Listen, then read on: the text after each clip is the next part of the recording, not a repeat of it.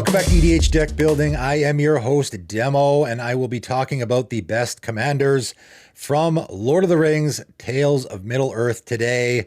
And, you know, I'm going to divide them into a couple of different categories because there's a lot of commanders that I think are clearly very good commanders that are going to be really popular. And then there's a bunch that I just think are super interesting that I always like to talk about. And of course, there's an absolute ton of legendary creatures from this set for obvious reasons. About half of them, I think, are just really interesting build-arounds, and the other half are certainly going to be popular, and I saved the most popular towards the end. There has been some controversy, of course, about some of the legendary creatures here, and, you know, I read the comments and I see a lot of people being very disappointed in, you know, a lot of these legendary creatures are just downright bad. And, you know, I'm the underwhelming commanders guy, right? Okay, I have no problem with having an underwhelming commander that we can figure out how to build around. But they've been targeting commander players, and I realize this is not a commander set, but they've been targeting commander players with all this other content for the longest time now. Every legendary creature being printed clearly to be used in the commander format. If they were choosing to not do that anymore, they picked a bad time to do it. This is the perfect set, in my opinion, to be making legendary creatures specifically for commander. And if you're gonna not do that now, like, why would you choose now to do that? Because there's a whole bunch of characters that people that are fans of Lord of the Rings are gonna want to, hey, that's my favorite character. I already had a patron contact me and be like, hey, I made a Samwise deck because that's my favorite movie character of all time, and I wanted to make that deck. I imagine there's a lot of people that are gonna want to be doing that. So making these legendary creatures so that they're really great build-arounds, this would have been the perfect set to do that. Right. And I realize this is for other formats as well. However, I think it would have been really easy for them to do so, right? So for example, before I get to the great commanders, let's take a look at a couple of not so great ones. Butterbur, Bree, Innkeeper. I'll just bring this one up as an example. This really is like, I look at this commander, I just laughed the first time I saw this because I thought, man, it's almost like they're trying to say, don't ever play this as a commander. Okay.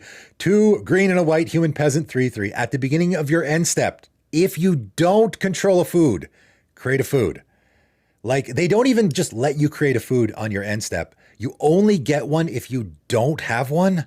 So you can't even really do food tribal here because you're only, if you have something else that's making food tokens, you don't even get a food token off your commander.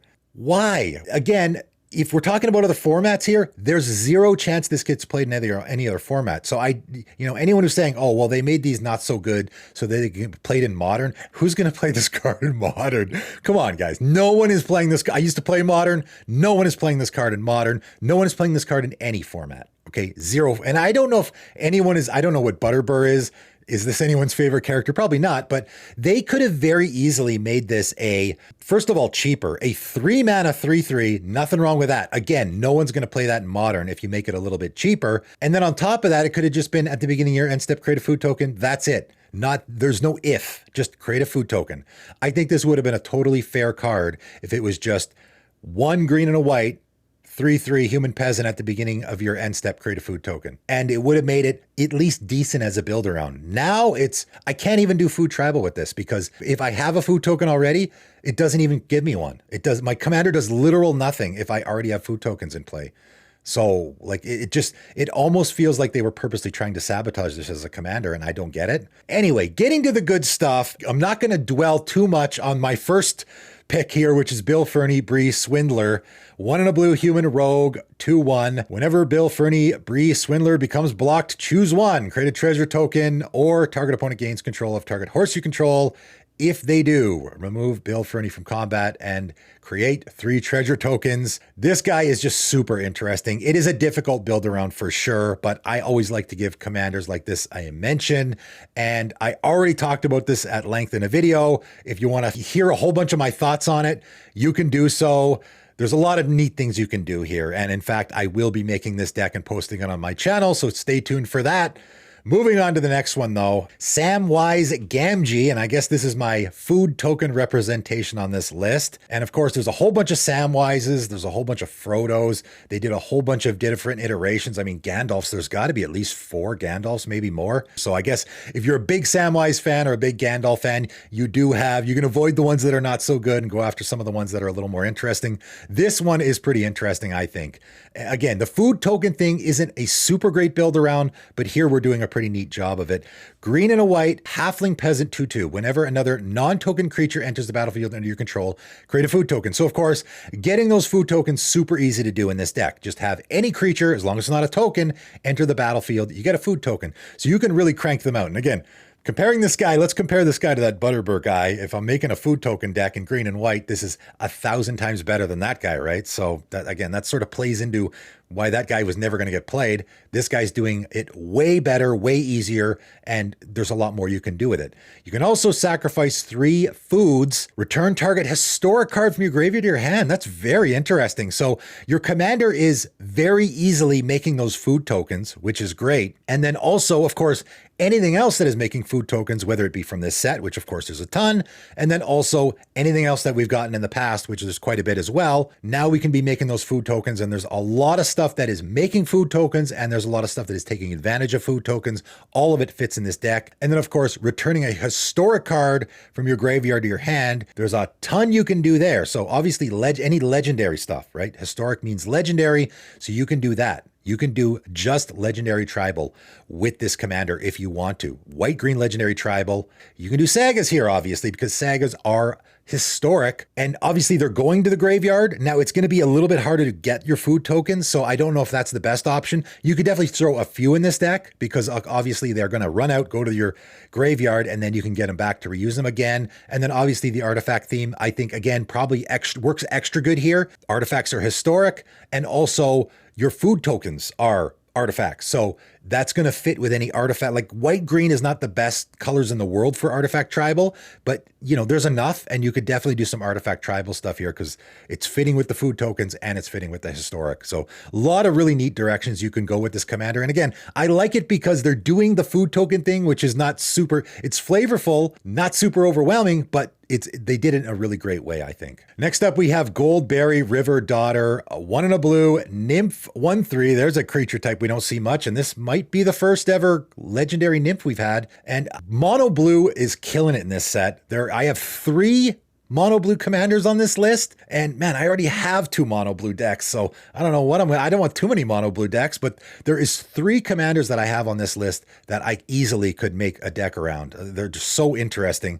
This might be the most unique, interesting legendary creature in the entire set, I think. Tap, move a counter of each kind not on Goldberry, River Daughter, from another target permanent you control onto Goldberry. So you're going to tap this, and you have some other permanent that has a counter on it or a bunch of counters on it, and you're going to move them all. So you're taking them off of that permanent and you're putting them onto your commander. Already, like, how much could you do there? I have an indestructible counter on something. Now I move that indestructible counter onto my commander. Like it's a nesting grounds. Your commander is essentially a nesting grounds, which of course is going to be an auto include in this deck. And again, you can do it where I have an indestructible counter or a flying counter or whatever kind of counter that I want on my commander, or I have a counter on something that is actually a drawback that I can then, now my commander is removing those counters from that permanent. We also have another ability. That ability alone is a ton to build around.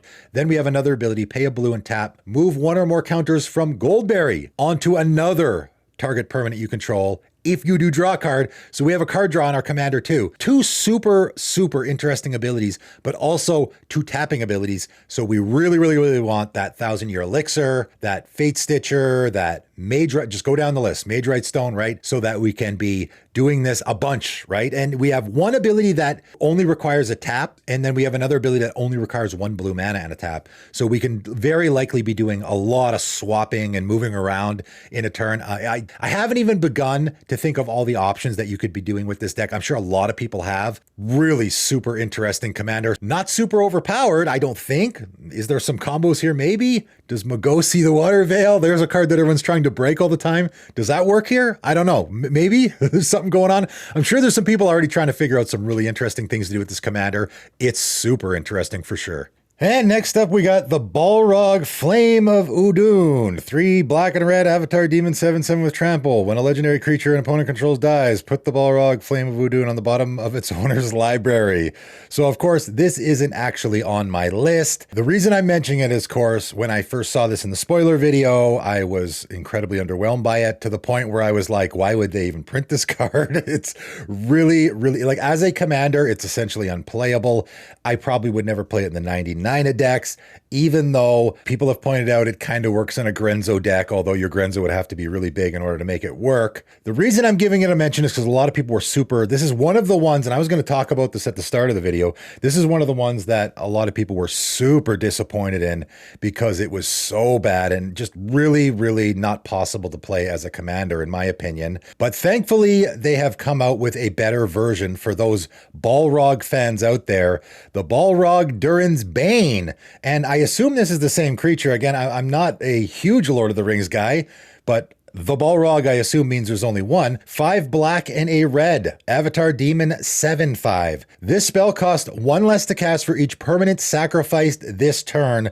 So, of course, 7 mana is a lot, but sacrificing stuff, especially in Rakdos, is super easy. The Rakdos sacrifice theme has tons of support in those colors. Has haste, so attacking with it right away, not bad. The Balrog Durens Bane can't be blocked except by legendary creatures. So that's pretty fantastic flavor, right? Again, we're doing the flavorful thing that they tried to do with the other one, but I think we're doing it in a better way here. When the Balrog dies, destroy target artifact or creature an opponent controls. And again, that to me is I'm doing the same flavor that they tried to do in the other version, except here I'm doing it in a much better way. In fact, I've had people comment in when I talked about the other Balrog, I had people comment in the videos, they're like, that's actually not super great flavor. What it should be is, because the Balrog is actually sort of defeated by Gandalf, and then while he's falling into the abyss or whatever, he grabs Gandalf and brings him down as well. It would make more sense to have a dies trigger on the Balrog, where when it dies, destroy target legendary creature or something. And obviously they did this here. And obviously this is a way better demon, way better creature, way better commander. Lots you can build around here for sure. And it's pretty powerful in general. Like, it can't be blocked except by legendary creatures. That's pretty good and has haste. And it's got that magic number 7 as its power, right? So very easy to do a Voltron strategy here. When it dies, you get to destroy an artifact or creature. I love dice triggers on creatures, especially your commander. So if it gets killed, you're just like, it's okay. At least I get to destroy something, right? Way better as a commander. I had to give this a mention for at the very least, because a lot of people were really disappointed in that other one. And this is a much, much better version. Moving on to Círdan the Shipwright, and this one is so interesting. I had to give it a mention, and I'm not even sure if it's actually a great commander. I just had to talk about it in this video because it's so interesting, and I'm sure a lot of people are talking about it. 3 green and a blue, Elf Noble 3/4 with Vigilance. Whenever Círdan the Shipwright enters the battlefield or attacks, each player secretly votes for a player. Then those players are revealed. Each player draws a card for each vote they received. Each player who received no votes may put a permanent card from their hand onto the battlefield. So this is such an interesting commander, and I don't think it's great as a commander because, quite frankly, I don't know if there's a great build around here. So just to clarify what's happening here, your commander enters the battlefield and everyone's going to secretly vote, okay? And you're going to reveal your vote. Now, you would think, okay, I'm going to vote for myself, because obviously you can vote for yourself here because I want to draw a card, right? However, if you don't get any votes, you get to put a permanent from your hand onto the battlefield, which of course is better. And because everyone's voting secretly, you don't know who's getting the vote. Now, here's the tricky thing. And I like this commander. It's super interesting. And there's a lot of sort of political, really just fun. It's just a super fun, if someone showed up at a table with this commander, I'd be like, oh, great. This is going to be fun and interesting. It's just going to make the game a little funner.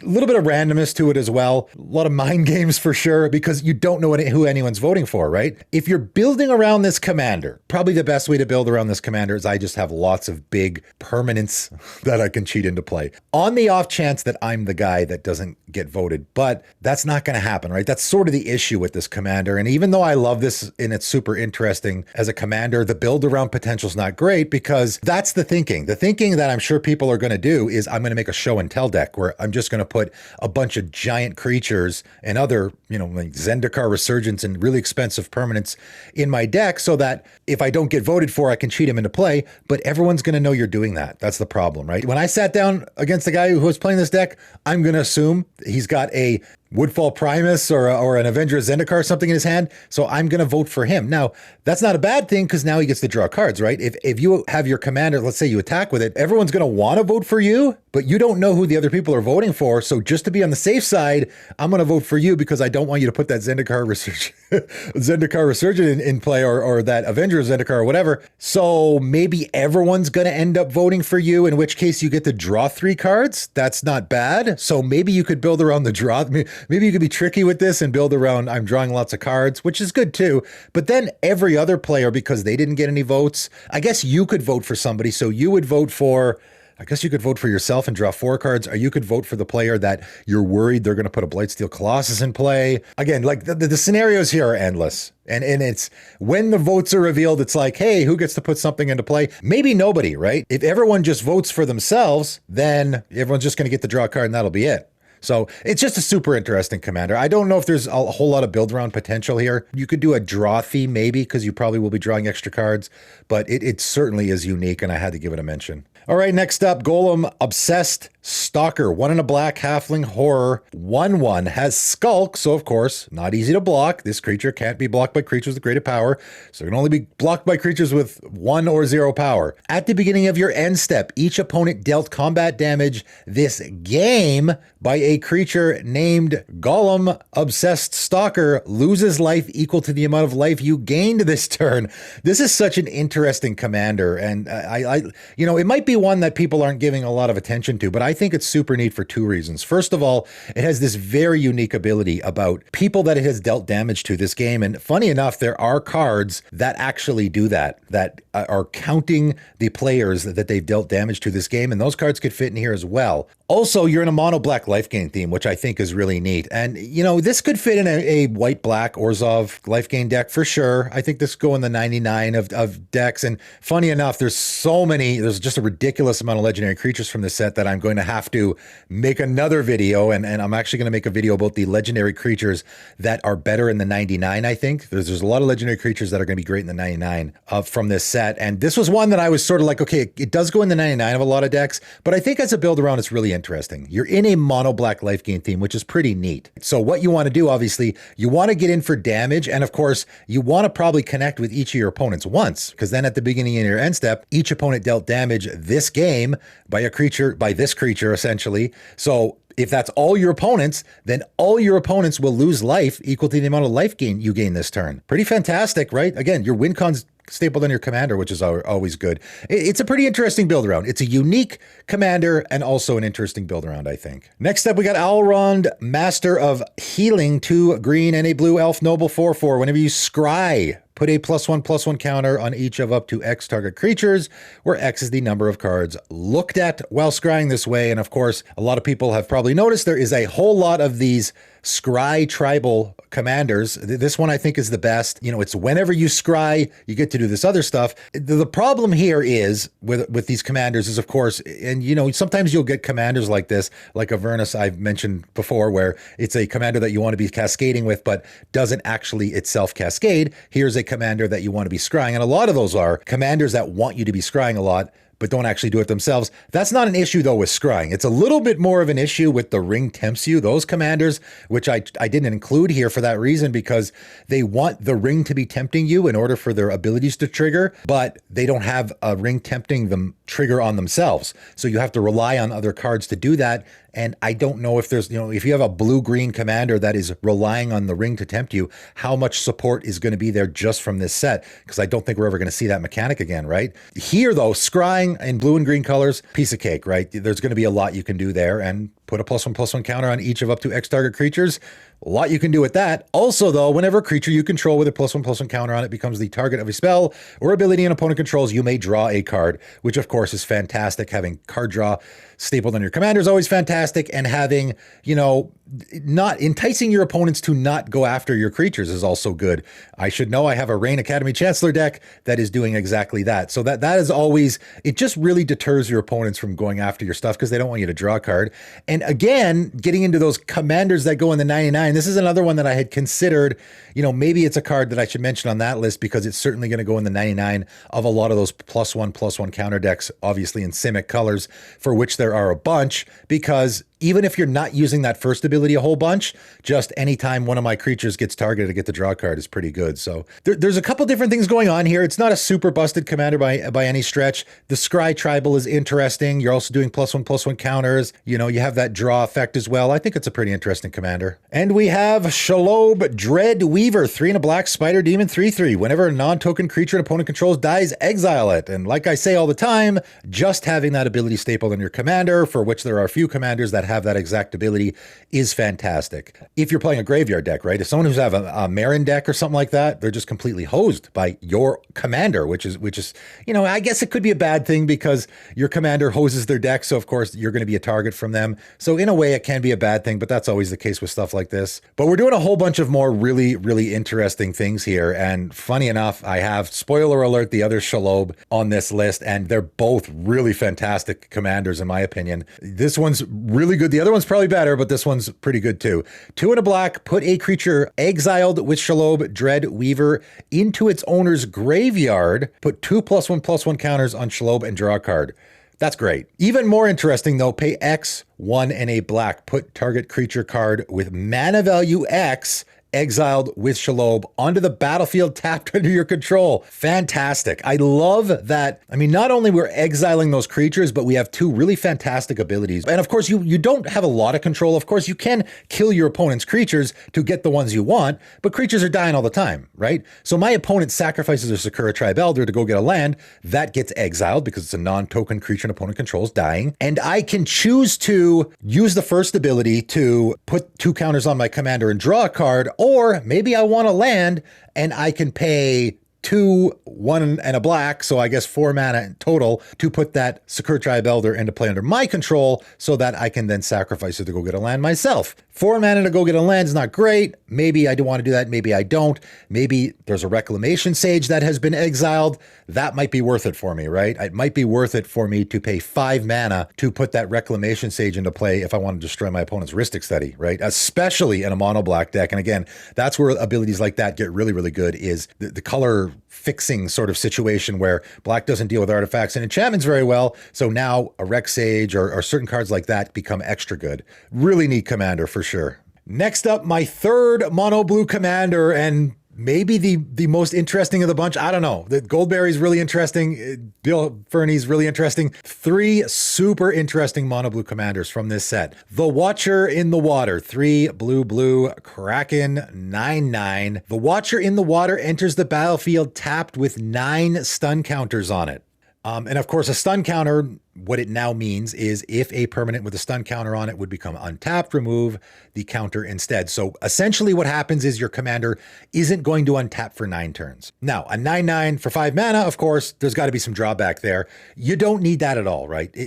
Again, the stun counters thing, and going back to the Goldberry, there's a perfect example. You could throw this in your Goldberry deck. You don't want stun counters on your commander though, so maybe it's not a good fit, but this is an example of a commander, and you can use, I would say Power Conduit is probably an auto include in this deck, because not only can I remove the stun counters from my commander, but I can then start putting +1/+1 counters on my other creatures as well. Probably an auto include. So you can remove the stun counters in other ways, obviously. You don't need to though. The other abilities are very build aroundable. Whenever you draw a card during an opponent's turn, create a 1/1 blue tentacle creature token. And the wording here is important. This is not whenever you draw your first card. This is just whenever you draw a card during an opponent's turn. So if I frantic search, which of course is an instant, I can do it on my opponent's turn. I am now drawing 2 cards during an opponent's turn. This will trigger twice and I will get 2 of these tentacle tokens. Easy peasy. This is a really easy trigger to get. Brainstorm, right? Again, a card that I don't love. Like I say all the time, Brainstorm I think is a phenomenal include in any deck where you want draw triggers, and here is the case. 1 mana I draw 3 cards. Of course, I'm not getting a lot of card advantage off of it, but what I am getting with my commander is 3 tentacle tokens because I have now drawn 3 cards during an opponent's turn. So that's an auto-include in this deck too. Also though, whenever a tentacle you control dies, untap up to 1 target Kraken and put a stun counter on up to 1 target non-land permanent. That ability is super interesting again. And because of that, so much you can do here. First of all, obviously you're making those tentacle tokens. I will just say, I believe Nadir Kraken, again, auto-include in this deck because it's doing the draw trigger things, and I believe it's also making the tentacle tokens. So there are other creatures that are making the tentacles. I know Nadir Kraken for sure. I don't know if there's any others. Auto-include in this deck. Again, so I've already named like 3 or 4 auto-includes in this deck. On top of that, changelings will work as well. So you can also do the changeling thing here because they are also tentacles and they are also Kraken. So they are fitting both creature types, which is kind of interesting. You can untap up to 1 target Kraken. So I know a lot of people will say, oh, well, they'll do the Kraken tribal here. You could do it a little bit. I wouldn't go overboard too much. I'm more concerned with drawing the cards on my opponent's turn and creating the tentacle tokens. And then you get to put a stun counter on a permanent. Now it has to be non-land, but if my opponent has like their Soul Ring in play, for example, I can put a stun counter on their Soul Ring. It won't untap during their next untap step. Instead, remove the stun counter and then wait another turn. Another thing that works here because you're out doing counters is proliferate. Because I'm putting stun counters on stuff, I can start doing proliferate, which of course blue does really well. Start proliferating. You know, now they have a stun counter on their Soul Ring. I can proliferate that counter and keep putting so it'll never untap. And you can do that with someone's commander or you know, any non-land permanent. Super interesting commander. I already named a whole bunch of things you can do with this commander, and I haven't even barely scratched the surface. I think there's a phenomenal build around, and probably will be, because of all the interesting things it's doing, probably will be a pretty popular one in the format as well. I'm getting to the more popular commanders, I think, as I get up the list. The most popular ones will be at the top of the list. Frodos Bane, I think, will be a relatively popular one. It is a really decent Voltron commander, funny enough, but only because it's using the ring mechanic. And this, I think, is the best commander. I don't know if it's the best commander with the ring mechanic, but is the best ring bearer. Let's call it that. I think this is the best commander for, I want this commander to be my ring bearer and run with the ring. Right? So 1 white mana, you get it right away, which is great. Halfling Citizen 1/2. Pay 2 Orzhov hybrid mana. If Frodos Bane is a citizen, which of course it starts out as, it becomes a halfling scout with base power and toughness 2/3 and lifelink. So if you look at the ring mechanic, what you want is a ring bearer that has a toughness greater than its power, because then you almost assuredly are not going to be losing it in combat, you know, unless that creature has death touch, because it can't be blocked by a creature with greater power. So of course it can't be blocked by the creature that has a power equal to its toughness. So it's almost guaranteed you're not going to lose your commander in combat, your ring bearer in combat, if its toughness is greater than its power. And of course, they didn't do that by accident here. So I already have a 2/3 creature with lifelink. That's not bad. I mean, this is very easy to do. Turn 1, turn 2, I use the first ability. Turn 3, I use the second ability. We're already there. And now Frodo becomes a halfling rogue with, whenever this creature deals combat damage to a player, that player loses the game if the ring has tempted you 4 more times this game. Otherwise, the ring tempts you. So the reason why I think this is the best ring bearer deck or commander for that kind of deck is you very easily get to that 3rd stage, very easily. It's a rogue, so any rogue tribal stuff, which there is quite a bit in black, will work here. All of the stuff that is involved with the ring, if you're not familiar with it, wants your creature to be attacking. And of course, all the abilities here are playing into your commander wanting to attack, wanting to get in for damage. And of course, your win con is stapled on your commander, right? If you got that 4th stage, that player loses the game. So there's your win con, very easily stapled on your commander. I think this is going to be a pretty popular one. It is certainly, if you want to do the ring mechanic thing, do the actual ring bearer, you know, going with it, this is your best option as a commander, in my opinion. And obviously you have a commander that is doing the ring tempts you, but of course you can put a whole bunch of the other ring tempting you stuff in here as well to speed up the process. You can very quickly get to that 4th stage and have your opponent start losing the game. I think this is the best ring bearer that we have, for sure. Moving on, and we're really getting to what I think are going to be the most popular. I would say the last few commanders are on this list are going to be the ones that we're going to really see a lot of. They're going to be popular ones in the format for sure.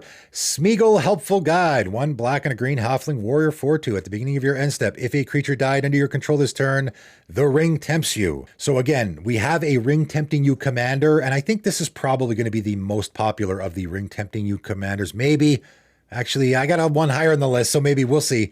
Hard to say sometimes with this. You know, I don't know how excited people are about this ring mechanic. At the beginning of your end step, if a creature died under your control this turn, that's not hard to do, especially in black and green colors. Very easy to do. So you can get those ring tempting triggers very easily. And of course, this guy has the ring tempting trigger. Whenever the ring tempts you, target opponent reveals cards from the top of their library until they reveal a land card. Put that card onto the battlefield, tapped under your control of the rest of your graveyard. People are going to love that ability. People are really, really going to love stealing their opponent's lands, I think. Just for that reason alone, and of course, that trigger is very easy to get. You can get the ring tempting you trigger off your commander, but again, just like with the Frodo, I can have a whole bunch of other cards from this set. You know, I would imagine there's a decent amount at least that will get that trigger. And every time you're triggering the ring tempting you, you get to reveal cards from the top of your opponent's library and steal one of their lands. Maybe you're going to get a Gaia's Cradle or a Cabal Coffers or something. That would be great, right? So you're ramping, you're stealing your opponent's lands. You know, there's just so much going on here that I think people are going to love. And then on top of all that, you're putting the rest into their graveyard. So you could even do a milling strategy here if you want. Is it possible to do a milling win in Goldberry colors? I don't know. Usually we see that in Dimir colors.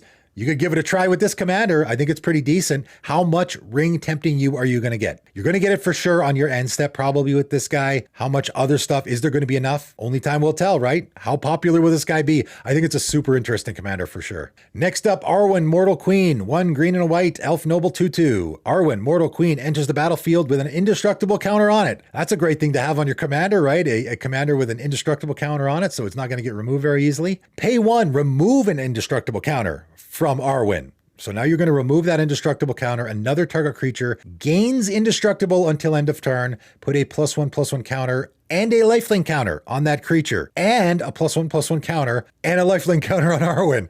That's a lot going on there. So first off, as I say, you know, with a lot of these commanders, Nesting Grounds is, you know, that's a card that I hope you grab your copy, guys, because that card only will get more and more expensive as we come out with more and more commanders that are dealing with counters. Another deck where you probably want that card. I will also say proliferating, and white and green isn't super great at proliferating. I don't know how much there is. I know there's definitely a few. We just had a bunch with Phyrexian, all will be one. Proliferating is going to be huge here, obviously, because this ability is remove an indestructible counter.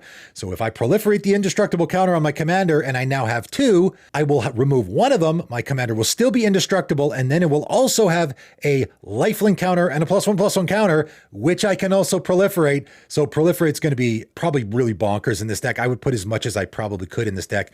And then of course you can do a proliferate theme. What else are you going to be doing in this deck? And it's funny enough, I just talked about Nazan on my 5 different, you know, unique builds for 5 commanders. You know, I came up with what I call the King Me strategy, where I go get my Hammer of Nazan and I put it on another creature. I'm not doing a Voltron deck. I find creatures that I really want that Hammer of Nazan to be on, and I put the Hammer of Nazan on them. You're doing a very similar thing here, where now I'm going to look for creatures, and funny enough, the same colors, and Nazan might be a great fit in this deck, because now what I'm going to do, what I want to do with this deck is I want to find creatures that I want to be imbuing with all these abilities, right? I'm finding really neat creatures that I want to be throwing all these abilities onto. This is a great commander for doing that, right? This is a great commander for, I have a really neat creature that I can then give lifelink to, put +1/+1 counters on, indestructible until end of turn. Great commander for that. I think there's a lot of really interesting directions you could go with this. And again, the way I'm doing this listing is, as we go up the list, these are getting to be the more,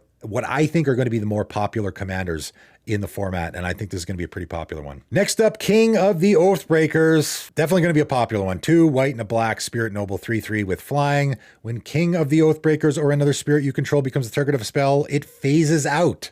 That's pretty good. And whenever King of the Oathbreakers or another spirit you control phases in, create a tapped 1/1 white spirit creature token with flying. Super interesting. Obviously, we're doing Spirit Tribal here, and I don't think we have a black-white Spirit Tribal commander. Usually that's in blue and white. We definitely have a blue and white one. I don't think we have an actual black and white Spirit Tribal. That is pretty good colors for Spirit Tribal for sure. There is going to be a lot of support there for doing that. Obviously, the hugest upside, talking about protecting your commander, it's really difficult to get your commander off the table. It has to be a board wipe. You cannot use targeted removal. For someone to get your commander off the table, targeted removal just doesn't work at all. Because as soon as they become the target of that spell, they're going to phase out. So of course that spell then fizzles, right? Same goes for any other spirits. Any other spirits you have, as soon as they become the target, they phase out and then the spell will then fizzle. Abilities will work here. So if I have like a Ravenous Chupacabra, obviously enters the battlefield and then targets your commander. Like your commander is really tough to get off the table. Typically, you're going to have to use a board wipe. So that alone is going to make, this is really nice to have that, you know, be able to cast your commander and someone can't immediately swords it. That's kind of nice to have on a commander always. And then obviously the Spirit Tribal aspect. It's a unique, interesting commander. I like the phasing in. You could look into the phasing in thing. Obviously a Teferi's Protection is going to phase out all your stuff. And whenever this or another spirit you control phases in, create a tapped 1/1, right? So all the other phasing stuff that you could put in this deck will work. Again, blue is probably the best color for that. So unfortunately you can't use any of the blue stuff. There's quite a bit in white. Like white and blue have become the phasing colors. Like Clever Concealment is another one that would probably be a great fit in this deck. Just a great fit in general, but also works extra good here. And then obviously the Spirit Tribal stuff as well. This is certainly going to be a really popular commander format, no question. Getting to the top 5, and this is probably going to be the most popular Gandalf and most popular mono white commander as well. Gandalf the White, 3 white, Avatar Wizard, 4/5 with Flash. Always great to have Flash on your commander. You may cast legendary spells and artifact spells as though they had Flash. Just having that on your commander is all around good. Having your commander with Flash is all around good. Being able to cast your artifacts, because every deck has artifacts, especially a mono white deck is going to have quite a few. Being able to flash those out is just super handy. The last ability though is definitely going to play into it a lot more. If a legendary permanent or an artifact entering or leaving the battlefield causes a triggered ability of a permanent, you control the trigger, that ability triggers an additional time. So we're doing the Panharmonicon thing here, but we're also doing a leave the battlefield trigger. So we're getting the Panharmonicon effect, but also we're getting the ETB and the LTB. That can be really, really good. And of course, if you can manage to find legendary creatures or artifacts, like, I mean, I'll just throw out Ichor Wellspring, a card that of course fits in a lot of decks already. I flash out my Ichor Wellspring. It enters the battlefield. It triggers an additional time because it is an artifact entering the battlefield. So I get 2 card draws off of it. That alone is amazing. It also has that leave the battlefield trigger as well. So again, I like it because it is going to be the deep dive. Let's find all these artifacts and legendary permanents that are going to be super interesting to put in this deck. Again, I will also say legendary permanent means, you know, a lot of things other than just creatures, right? Legendary spell, legendary permanent covers a lot. So artifacts, enchantments, all that good stuff. There's a lot you can do here, a whole lot. I'm kind of glad this is mono white because it would be maybe too good. Certainly there is a lot you can do here. It's super interesting. We're going to see a lot of different interactions with this commander, and it's definitely going to be a popular one in the format, no question. The commander that I think is probably going to be the 4th most popular from this set, Shalom, Child of Ungoliant, for black and a green, Spider Demon, 8/8, Death Touch, Ward 2. Other spiders you control have Death Touch and Ward 2. Holy man, talk about like a lot of the tribal stuff sometimes you get is not that great. That's really great. Other spiders you control have Death Touch and Ward 2. That's incredible. And if you think about the fact that most spiders have reach, nobody's ever going to want to attack you, right? I mean, this guy's an 8/8. By the way, 6 mana, 8/8, Death Touch, Ward 2. That on its own is really, really good. And then on top of that, whenever another creature dealt damage this turn by a spider you control dies, which with all the Death Touch, that's probably going to happen a lot. Create a token that's a copy of that creature, except it's a food artifact with, of course, gains you the 3 life when you sacrifice it and loses all other card types. Man, and the flavor here, right? They killed it with the flavor as well, right? Your spiders are turning your opponent's creatures into food. Phenomenal flavor on top of everything else. Again, pretty popular infamous creature from the movies as well, I think. So for all of the reasons, the fact that this is just a fantastic creature, fantastic tribal effect, fantastic flavor, and it's doing so many interesting things here with turning those creatures into foods. Really popular commander, without question. Obviously, it's going to be the go-to spider tribal commander going forward. No doubt about that. Sorry, Ishkana, but that's just how the cookie crumbles sometimes. Fantastic commander, and again, really flavorful as well. So again, we're talking about commanders that, hey, you know what? You can do the flavor thing and also make a really good commander as well. They hit it out of the park with this one, I think. Again, getting to what I think are going to be the most popular commanders, without a doubt, from this set. Sauron the Dark Lord, and again, super popular as far as characters go, and one that I'm sure people are going to want to build the deck around, and they did a really good job with this one. 3 blue, black, and a red, Avatar Horror 7/6. Not bad already. And of course, Grixis is probably the colors that I would imagine for, a Sauron character. I mean, mono black maybe, but Sauron feels like Grixis to me.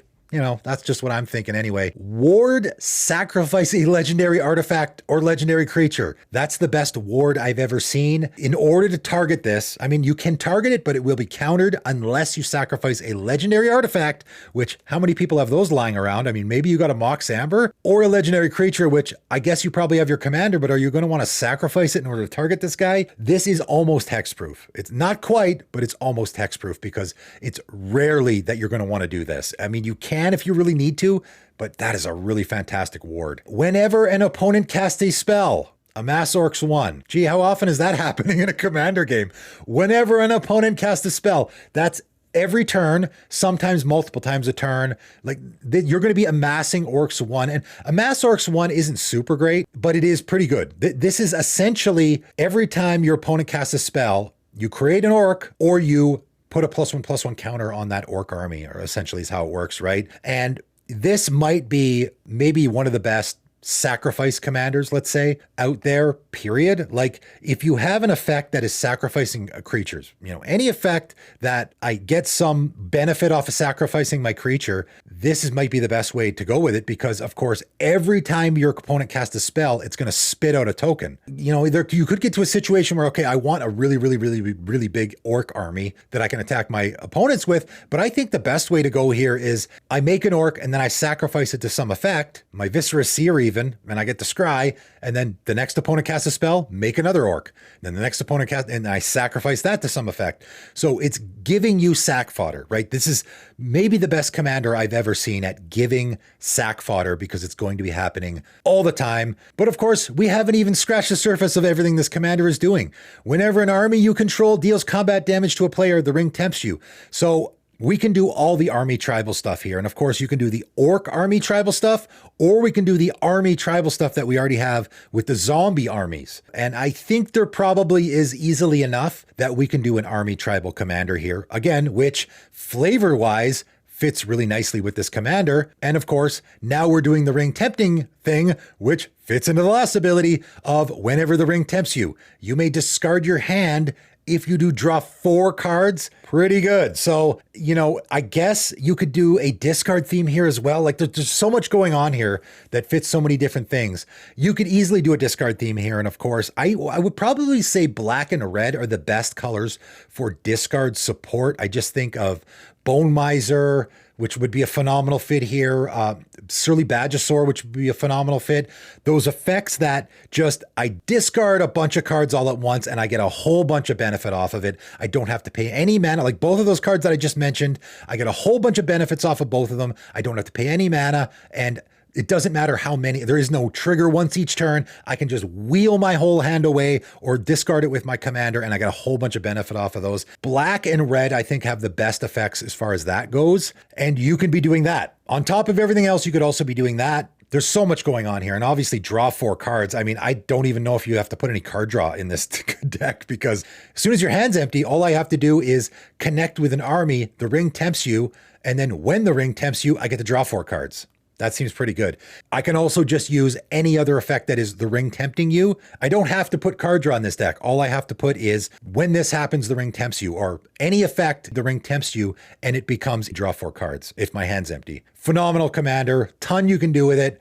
It's going to be a super popular one in the format for sure. Is it going to be more popular than Bilbo Birthday Celebrant? I don't know. Again, I talked about this one at length in the spoiler video. White, black, and a green, halfling, rogue, 2/3. If you would gain life, you gain that much life plus 1 instead. So we have an Abzan life gain commander, which in my opinion, for that reason alone, is going to make this an incredibly popular commander. I made the comparison to Lord Windgrace where, okay, we have a lands commander now in Jund colors. So now we can combine all of the Gruul land stuff and the Golgari land stuff into one commander. That's why that guy became so popular.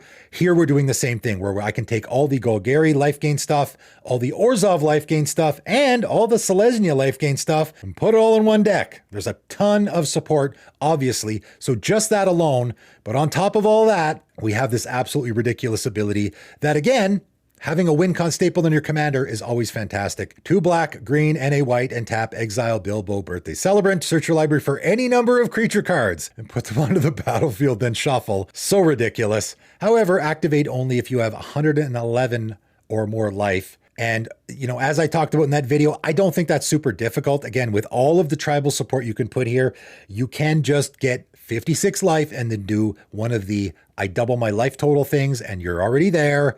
And like I said, this is just I win the game ability for the most part. I can either just, I go get all my favorite creatures, put them directly into play. You could also just assemble some combo with a bunch of creatures, which is also super easy to do. There's a ton of things you could do there to just help close out the game, or you could just do a bunch of fun stuff. Either way, the Abzan life gain theme is a commander that's going to be super popular, and then combine it with that last ability, which is super interesting, fun, and a win con stapled on your commander.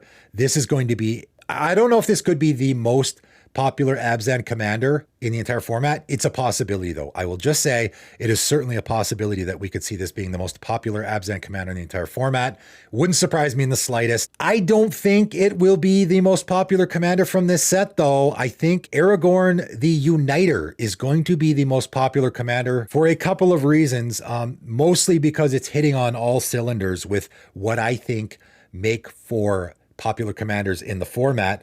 The first being color combination. The more colors a commander is, the more it's going to be popular. So red, green, white, and a blue. We have another 4-color commander. And interestingly enough, it's in the 4-color combination where we already have several commanders. They need to do them in other color combinations, I think. So a 4-color commander, which is almost as good as a 5-color commander. So just the fact that you have a 4-color commander here opens you up to do a lot more things and makes a commander more popular. The other thing that makes a commander more popular is it's doing a whole lot of different things, which this one absolutely is doing. And the third thing that is always going to make commander more popular in the format is the fact that it is powerful, which this one certainly is. This to me is the red, green, white, blue version of Atraxa, in my opinion. And we'll find out why when I read the card. So, Human Noble 5/5, whenever you cast a white spell, create a 1/1 white human soldier creature token. That's pretty easy to do, right? In your 4-color deck. And, you know, as I go through these abilities, it's fairly obvious. I don't think I have to go into why these abilities are good and why this commander is so open-ended. I can do token tribal, I can do human tribal, I can do soldier tribal, just with that ability alone. And just like people used to do with Golos, right? You could make a monocolor deck with Golos. And just, I use my Golos to go fetch my Cabal coffers. You could do a soldier tribal deck with this commander and nothing else. Whenever I cast a white spell, I get that soldier creature token. That's fantastic for a soldier tribal deck. But hey, you know what? Whenever I cast a blue spell, scry 2. Nice little added bonus. Let's keep going though, because whenever you cast a red spell, Aragorn, the Unifier, deals 3 damage to target opponent, which I don't know if you need to build around that because that's just fantastic in any deck, obviously. And again, it's kind of your win con stapled on your commander. And why don't we throw another one in here? Whenever you cast a green spell, target creature gets +4/+4 until end turn, which again is pretty much good in anything. So now again, if maybe I could do Bant Soldier Tribal, and every time I cast a green spell now, I give one of my soldiers +4/+4. You know, the open-endedness, and I guess human tribal would probably be your best bet. You know, again, I'm talking with soldier tribal, but I would imagine a lot of people are going to be doing 4-color human tribal with this, which I don't know if there's a better commander. Maybe Morophon could be. I don't know. I think this might be the best human tribal commander now. And I think a lot of people will be doing that because, of course, whenever I cast the white human tribal stuff, which I think probably you would have the most in white, I'm getting a white human, which is what I want. I'm also getting the scry, which is always good, the 3 damage, which is always good, and the +4/+4, which is always good. So the last 3 abilities are sort of, I guess, almost good stuff abilities that are good in every deck. So maybe the first ability is the one you want to be building around the most, where you could do either a token theme, and again, you could very easily do 4-color token theme with this. Very easily. It's very easy to find cards to slot into this deck for obvious reasons. And again, I will point out, if I cast any card that is several of these colors, I get all of them. That's where things get really out of hand. If I cast a Lightning Helix, for example, that is both a white and red spell, I will get the effect off of my Lightning Helix and also create a soldier token and also deal 3 damage to all of my opponents. That's where things get really bonkers. And again, maybe the human tribal theme will be super popular here. The token tribal in 4 colors might be super popular here, or it might just be the multicolored, I cast all those charms. And every time I cast a charm, like a lot of people used to do with the Ramos decks, a lot of people did the charm tribal with Ramos because there are lots of colors. Every time I cast one of those charms that are like 3 colors, I'm getting the effect that I want off my charm, and they're all pretty good. And then on top of that, I'm getting all of these things because I'm casting a spell that is red, blue, and green. Or I'm casting a spell that is white, red, and green. That's also a very, very easy way to go with this commander. This is going to be, I think, the most popular commander from this set and one of the most popular commanders in the entire format eventually. On top of the fact that it's also Aragorn, and the people that love Aragorn from the books and the movies, that's another reason to go after it. I think for sure going to be the most popular commander from this set. If you disagree with me, let me know in the comments below. A lot of really great commanders from the set. Again, there was some complaining. There was a little bit of griping about, some of the flavor wasn't great. Some of the commanders for sure were not great build-arounds, but I talked about 15 commanders here that I think are all fantastic build-arounds, whether they be not so powerful, but super interesting, and then some that are definitely interesting and also powerful and also flavorful and are firing on all cylinders. Certainly there are some that are going to be super popular in the commander format. Let me know in the comments below, what is your favorite commander or legendary creature from this set? Stay tuned for my 99 cards video, which will be coming up. That is it for today though, and thanks for tuning in.